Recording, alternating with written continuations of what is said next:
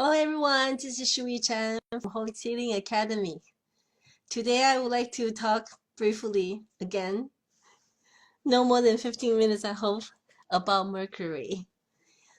This is about the mercury that I've noticed that FDA reported testing on some of the products that we use every day, including the sunscreen, which I'll get to some other time, and skin lotion or toothpaste or something like that. So today I would like to talk about the mercury. What is the law and what does the FDA say that could actually be in or be put in the product? So if you have the file that's enclosed that at the title of this talk, then I would like you to get there. Other than that, if you want to just listen to what I say, the FDA's finding on the mascara we talked about yesterday, but I forgot to say that most of the mascaras on the market contains thimerosal. Thimerosal is preservatives that use in vaccines and contains mercury. And recently, maybe they have added aluminum to it, but mainly mercury. So most of the product that contains. So let's see what the FDA says. Okay.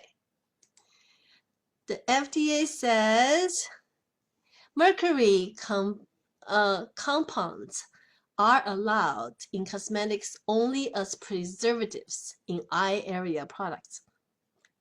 Like I said, it's the thimerosal. It's in a lot of the mascaras. They may be used only in a very small amount.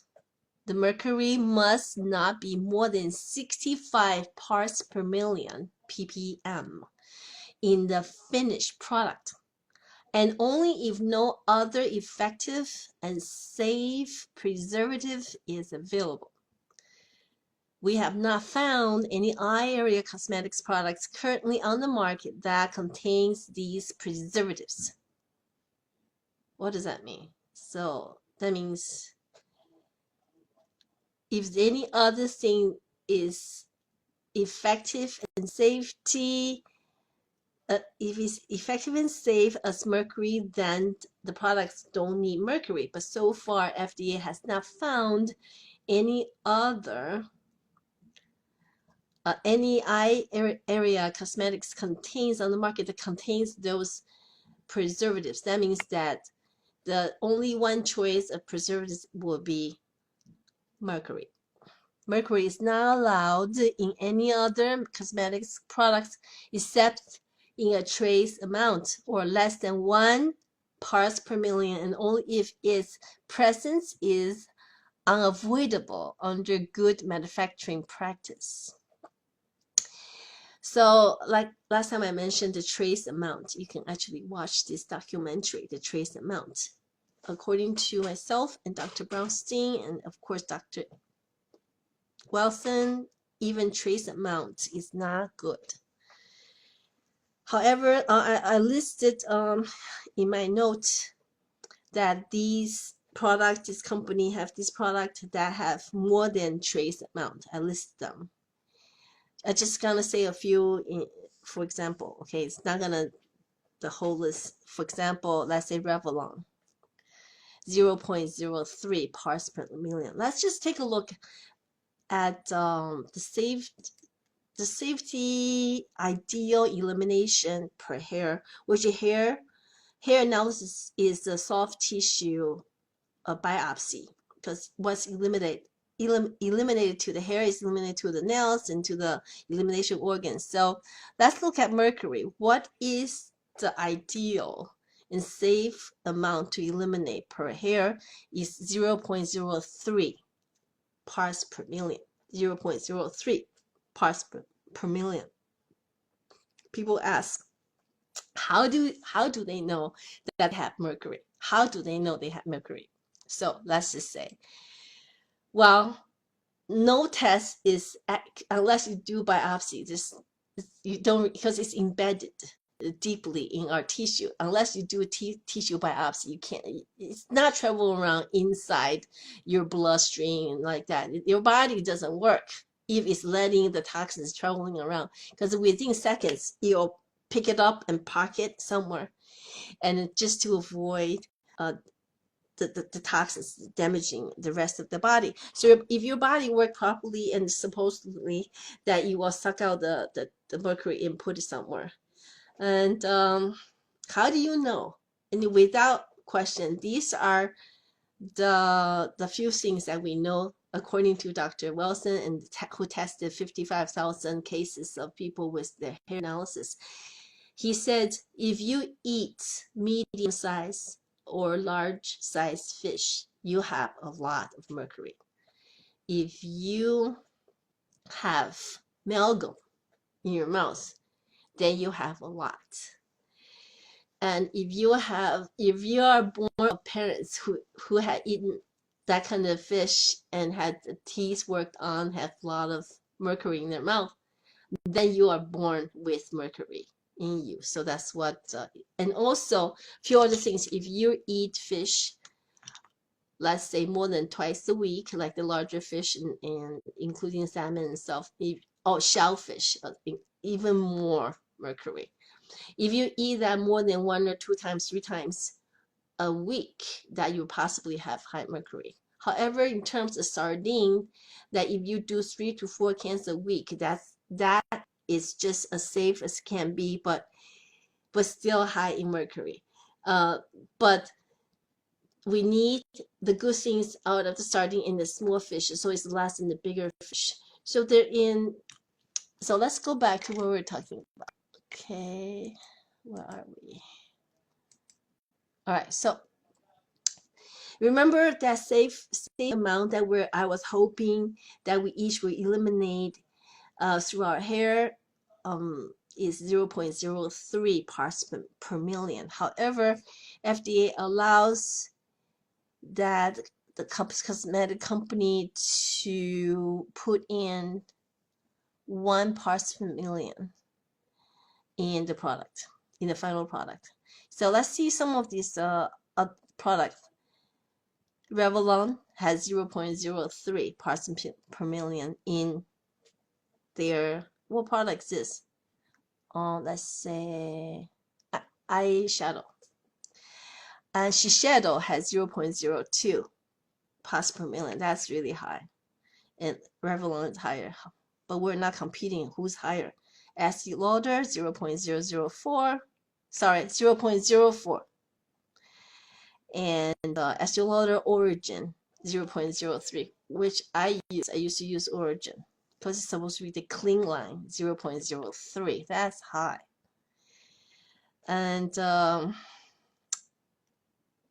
Benefit 0.02. What else? Mary Kay 0.006. P&G CoverGirl 0.007.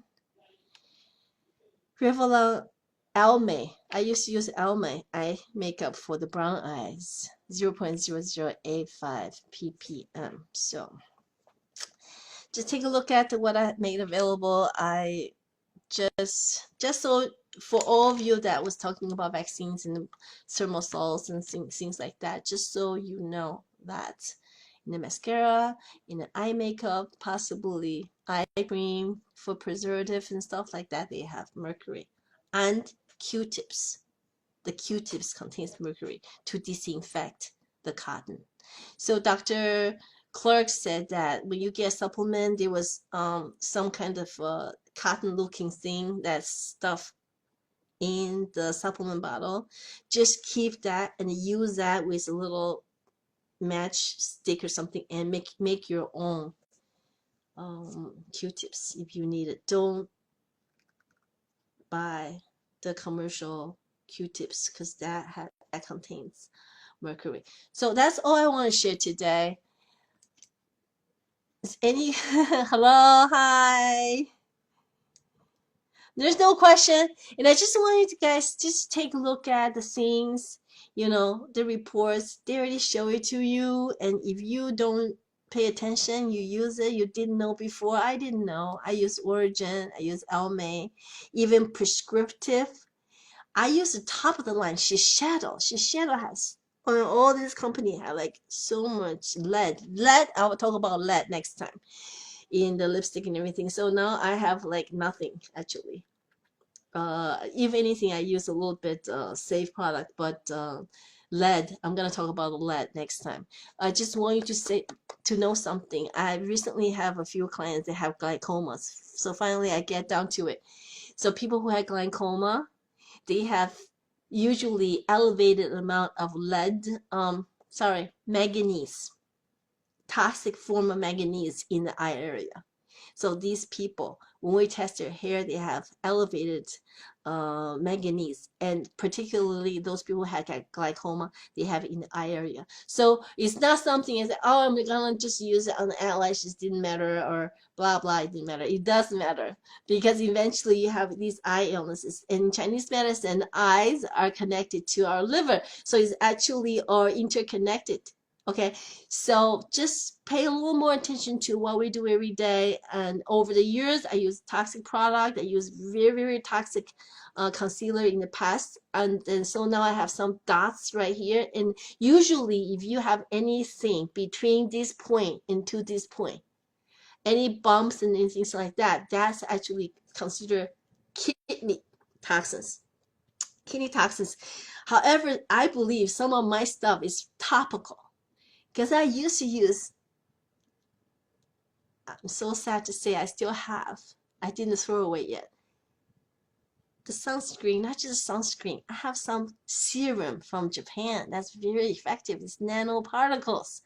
The nanoparticles, 3 to 4 of them, 3 to 4 can deposit in the follicle walls, and our body is not able to eliminate. It passes right through and directly into the bloodstream and bypass some of the original, now, the designed elimination pathway, because it just go right through.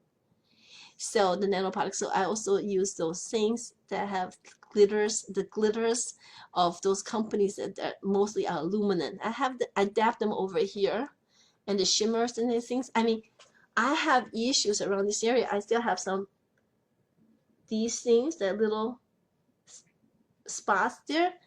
And that's because you can see I don't use makeup around here. I just basically put it here. So I am being poisoned by my eye makeup, but this one is a good one. So my point is, over 50 years, I only start doing anti-aging. I start paying attention to what I do only after I was 50 years old. Some people start paying attention at their 20s and 30s. They can stay so beautiful and so healthy from where you are right now. So it's much better. So my point is that it's never too late to turn around. What's past is past, and let's just move forward. So talk to you guys later. If you have questions, please post below. Thank you. Bye.